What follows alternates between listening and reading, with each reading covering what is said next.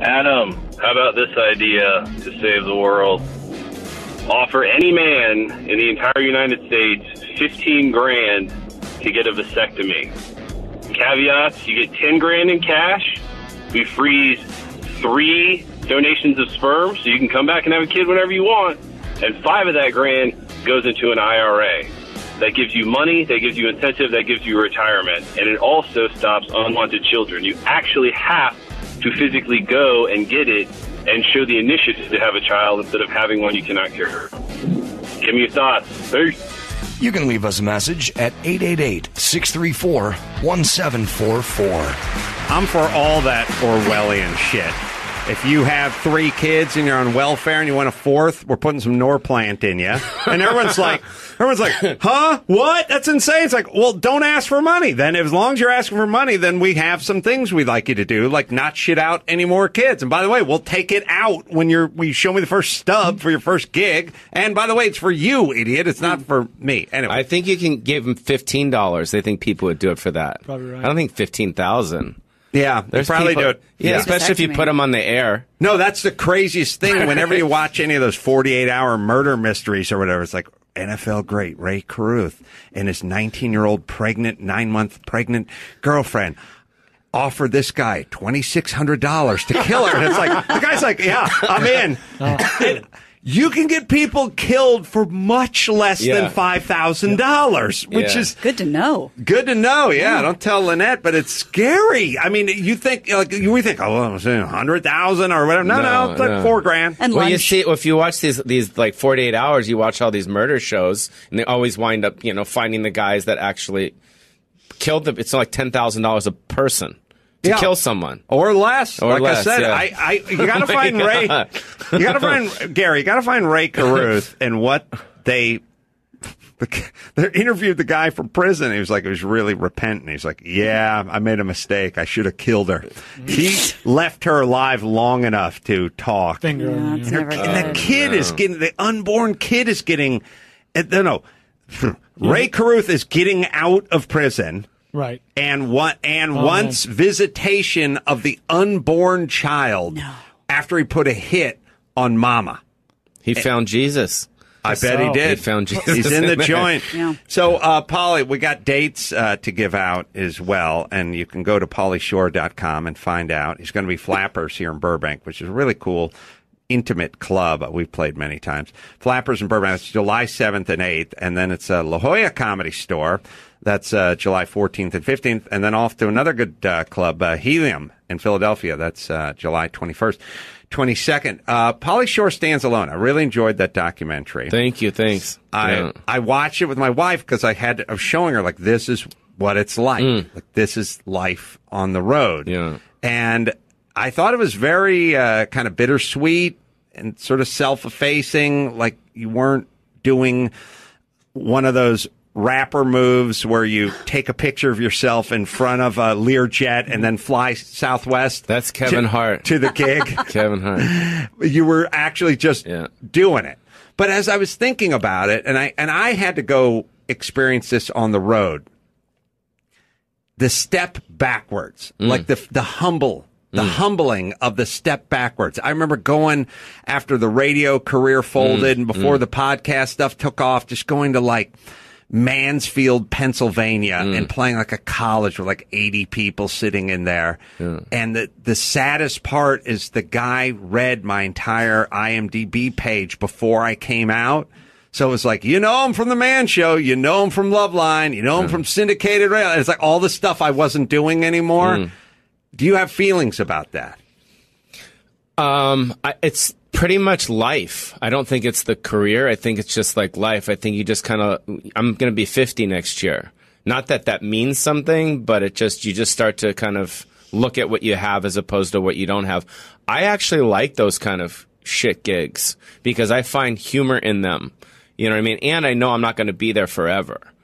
So it's there for 2 days, a day through, coming through, stuff like that. And you give so much back to these people because no one ever goes to these really teeny towns. So if they grew up with you, they grew up with me in my films and I'm part of their life and you actually show up in their small towns, they can't believe it. And I think that's hilarious. Wow. I mean, I love the fans. I love the people. I mean, these are the people that voted for Trump. Let's be honest. They are. I mean, these are the people that, that people forgot about, that are out there, that in the middle of nowhere, the people that, there's no Panera Breads in these towns. Yes. Like the nicest thing is a McDonald's. It is. It's like for a family to go, like, I did a show in Antigo, Wisconsin. Right. Okay. And the nicest restaurant there is a McDonald's, and that's where they go for a Saturday meal. And that's where you get the warmest reception. Yeah. Because they can't believe you're there. Yeah, they can't believe you're there. And I find comedy in that. I grew up in Beverly Hills. I grew up on the Sunset Strip. I grew up around celebrities and comedians and playmates and all that stuff. So I have never experienced this. So when I go to these places, it's kind of fun for me. I find humor in it, and I also find sweetness in it. And I like the people that are very genuine. So I don't know. We shouldn't call them flyover states. We should call them states where they still eat casserole. Those should be the states. Those are the Trump states, the ones that still eat casserole. Because if you say to any of us, my kids have had sushi 422 times and never had casserole.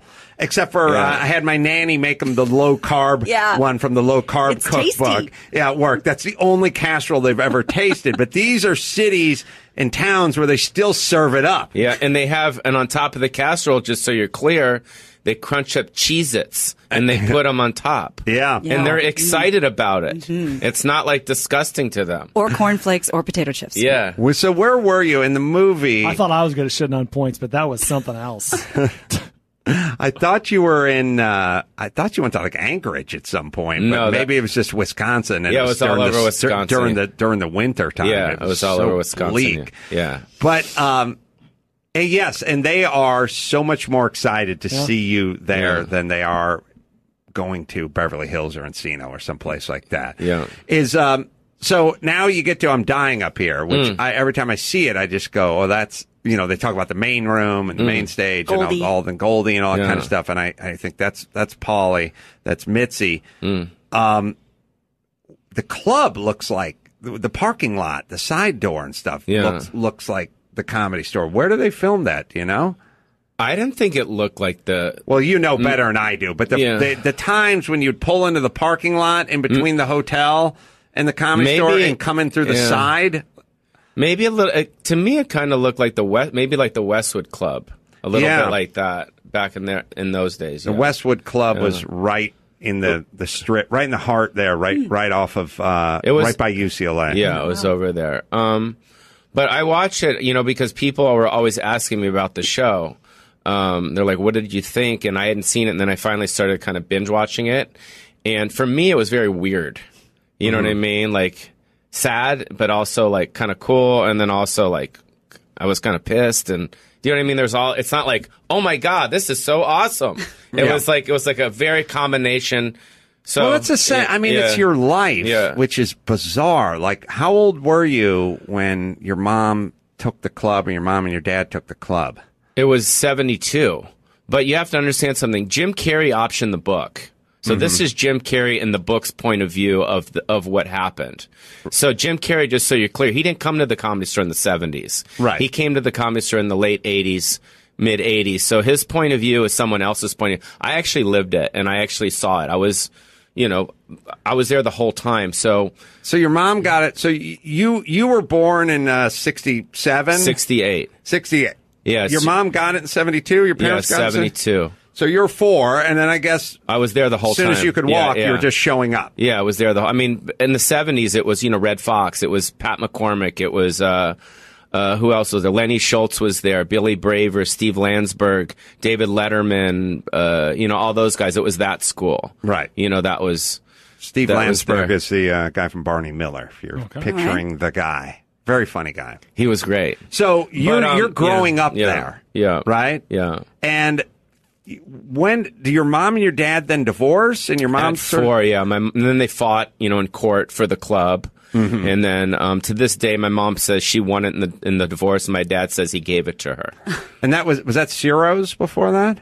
Yes, years ago it was Ciro's, and which was another crazy happening night spot. I mean, with the Frank Sinatras and everything, Dean Martins. Yeah, and everything. It's a class. I mean, I also cringe when I drive down Sunset now because everything's getting blown up. You know what I mean? Every building. I mean, House of Blues isn't there anymore, and you know the only 3 buildings are the Comedy Store, the Roxy, and the Whiskey, right? I guess. I mean, pretty much. I didn't grow up. I was in North Hollywood. Yes. So you grow up there, and then as you start to mature, now starts into the 80s now, and a whole new flock of comedians is showing up, right? Yeah, that was Dice and Roseanne and Arsenio and Paul Rodriguez and Kennison was there, and then that's when Jim Carrey showed up. Yeah, and when you watch this, so is there any animosity with Carrey? Like, are you looking at it going, "Hey, you didn't get this right," or it's thoughts? It's his point of view. I mean, it's his point of view. It's the book's point of view. It's not my point of view. You know, the only thing that's similar to it is it's based off of a woman running a club in the 70s that was a ball buster. And that's pretty much what it was in a way. But I mean, those stories, like I heard from one of the comics that Jim did the story about the comics living in the closet. Mm-hmm. Oh, yeah. And I think that was something that Jim did. Like, I didn't see that. So that was, that's cool. Like, I like the show. I think the show's good. I don't think it's like a shitty show. I always look at stuff like, is this good or is it bad? And I think they did a good job, like, for, because I think people, the flyover state people, the people in the Midwest, the casserole people, I don't think they care about the comedy show. I think they just sit back and go, fuck, is this a good show or is it a bad show? And I think at the end of the day, it's a good show. I think, they did it well, and I don't know. Who were some of the people you saw when you were 13, 14, whatever, that just blew you away? Like, who were the ones where you went, like, I want to be like this guy? Was it Sam Kinison? Well, like, how old were you when you met Sam? That's the difference, is because I go to the store now all the time, and I'm sitting there watching Chris D'Elia. I watch, who's up there? I mean, they're all really good. Bobby Lee, like, great comics. Eliza Schlesinger, Whitney Cummings, like, all really funny comedians. But when I was there, when I was watching Richard Pryor, when I was watching Sam, when I was watching Dice, it was a whole other level. Like, the vibe was just like I sit back in the back with Adam, who's the talent book over there, and I'm like, dude, like, it's packed. These comics are killing, but the vibe is 100% different than it was. And I don't think it's because I was younger. I just think it was the comedians. I mean, when Richard Pryor would walk in or Robin Williams would walk in, it was like, fuck. It was like, holy shit. So it was like the Messiah. Do you think then there's eras for things? Like, there's an era for heavyweight boxers. Everyone knows the Ali, Foreman, Frazier. That was the golden era. Then they had an era with, like, Jack Dempsey and guys like that, before, like, I don't know, in the 30s or 40s. But you take a look at the heavyweight division of the last decade, there's nobody names coming up, no big rivalries, nobody's following anything. So, like, I think it's fair to say that all these endeavors can have their golden eras and their eras where they kind of flatten out, and then Renaissance and whatever. Is that basically what you're saying about comedy? I don't mean about the eras. I mean about the actual comic. I mean, Richard Pryor. I mean, Eddie Murphy. Back then, when he'd come out, it was like fucking insane. Eddie Murphy was the biggest star in the world. Like, and he would come on. I mean, think about the movies he did. Oh, yeah. I mean, Beverly Hills Cop, Trading Places. Think about those comedy specials he did, Delirious and all. These were like, holy fuck. And this guy would go on stage, and I would see him, and I'd be like, oh, my God. It was such a star. Like Kevin Hart, huge star. But it wasn't fucking Eddie Murphy, dude. Right. I'm just saying, you know what I mean? And it's not the he's eras. Fine with that. I'm not saying the eras. It's not the eras and the gold. I'm just talking about the actual comic. You know? I get it, but I'm back to my boxing. Like, I think there's a lot of guys who could beat Joe Louis now or Joe Frazier now, but it just, they were who they were when they were. And then you know what I mean? And you also look at the basketball. I'm very much into basketball. You look at the Warriors and LeBron and that thing, and then they're playing on ESPN. Magic vs. Bird, and they're showing all that documentary footage. And even back then, it was like, holy fuck. It was pretty sick back then. I have another theory. I have another theory.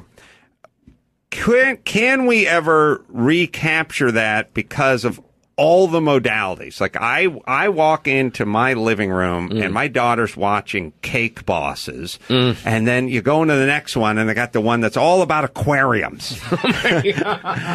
And you got Tanked, and it's like, Shaq wants another saltwater tank. He wants it shaped like a shoe. What are we going to do? And everyone is so splintered off that, we didn't have a choice but to be huge Eddie Murphy fans back in the day. There was no, I'm sorry, I'm into aquariums. I won't support this gentleman of color. I'm going to watch this aquarium show over here. We're so spread out now. Could we ever find that thing? Almost like when they go like, oh, the last episode of MASH had a 49 share. Like half the country was watching it, more than would watch the Super Bowl. Or can we even do it anywhere? Oh, there's Shaq and his Big Tank. Yeah, it's also music is the same thing. It's I saw U2, was it like a couple months ago at the Rose Bowl? I mean, I was like crying. It was like fucking like, oh my God. And then I was at EDC this weekend in Vegas, and I was crying because it was so terrible in my eyes. I mean, but everyone else, there's like over 100,000 kids that love it. Is that the electronic music there? Yeah. What the hell were you? Oh, you're trying to get laid? No, I was there with my friends. Trying to get laid. That's hilarious. But it's something that, I mean, you definitely have to be on drugs to really experience and love it. Like if you're not on drugs, it's definitely not like a fun place to be. Well, is it because it's not music, but an experience? Like you need to experience Have you ever this? done ecstasy before? Yeah. Yeah, so it's pretty much Molly is the new ecstasy, and every kid is on ecstasy. They all have their backpacks. All the girls are wearing like, thong underwear and like Converse shoes and glitter all over. And there's lights everywhere because there's Ferris wheels and there's, people dancing around, and the music is and if you're on that type of drug, then that stuff's awesome. If you're not on that drug and you just want to have a drink, you're like, fuck, this is terrible. Yeah. You know what I mean? Well, that's why you got to get on the Molly. Yeah, I almost did it, but I didn't do it. But the thing, I think that window's painted shut for me. I took ecstasy, went to Vegas a million years ago. That was a great live show. So it was the worst. It was the worst thing ever because we finished doing an improv show, and our plan was we're going to take ecstasy and drive to Vegas. Oh boy! And we drove to Vegas. Bunch of guys from my theater, and we got to Vegas, and everyone was high on ecstasy. Doesn't seem safe. And, well, whoever was driving probably wasn't. Okay, all right. And, or we didn't care, but we were high. We pulled in, and we got in like 5:30 in the morning, all just high out of our minds, with no real money or anything. And we're like, we want to get a room. And they're like, okay, you can get a room. And like, all right. And I go, check-in's at 3. And I was like, we're looking down, it's like 5:51. And I'm like, oh, no. I'm high as a kite. What are we going to do for 11 hours or whatever? How long? We didn't have stuff. And like, we went into some diner and we just like sat down. And we're like, how many hours do we have to kill again? Let's sit here for like 9 hours. And we have not slept the entire night. The whole check-in, I knew so little. I just thought you go to the hotel and you just check in and you just go to your room. And they're like, a whole bunch of hours from now, you can do that. That's your one ecstasy story? That's so depressing. Oh, probably have 1.5. Yeah. Oh, yeah. I mean, I'm sure I beat off in the shower once we got to the room. It's like 6 people, one stupid room. Where do we see the movie, by the way? Pauly Shore Stands Alone. That's on Amazon now. So it's on Amazon. And, of course, the podcast as well, Pauly Shore podcast show. It's got all the Bob Saget's and the Judd Apatows and all the luminaries. Because there cannot be a comedian that you don't know, right? I guess. Do you remember seeing Kevin Hart starting out? And it's funny. No, because Kevin used to work he used to do what I was doing, which is just mostly improvs. Mm-hmm. And this was literally like fucking 5-6 years ago. I remember doing the improv in Addison, and then there was the other one in, I don't know, it's like 45 minutes away. Oh, the Addison one was I know, right? It's a tough room. That's the upstairs in the parking lot room. Yeah. I like the vibe of it, but it's pretty crusty. But there was the Arlington room. Yeah. And I saw Kevin Hart out there, and he was just sitting in the back by himself, getting ready to go on. This was like 5-6 years ago. And then his, obviously he took off. He's the biggest star in the world right now. I can't, that Addison, Texas, man, that's what did me in. Oh yeah. I started playing. What's it called? Hyenas out there. They have a hyenas. It's good. It's a good room. Really? Yeah, it's a good room. What makes a good room? Besides you being in it, that makes it a bad room. No, I'd have to say just the feel of it when you're on stage. It doesn't feel like a restaurant.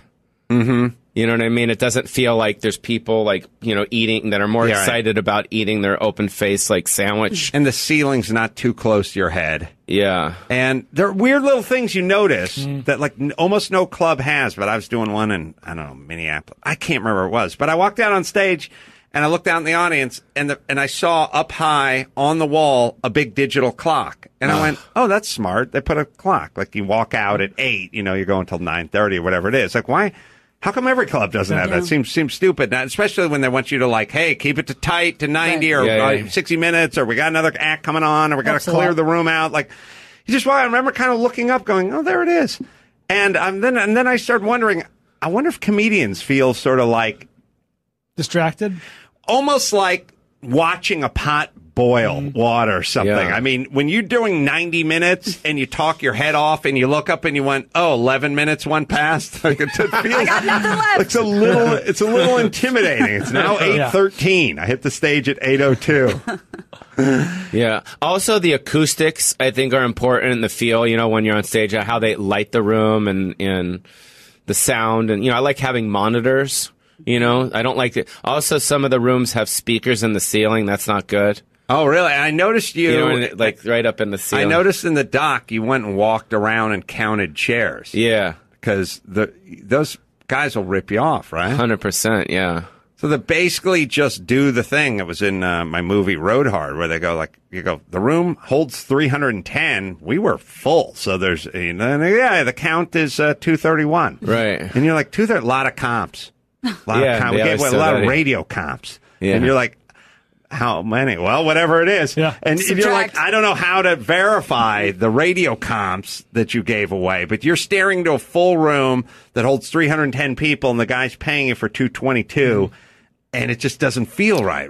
I heard there was a comic once, I forgot his name, but he was having some discrepancy with the owner just as far as how many people were in the room versus what they said. And I think the comic actually called out everyone and said, stand up if you actually got comped. Stand up if you paid.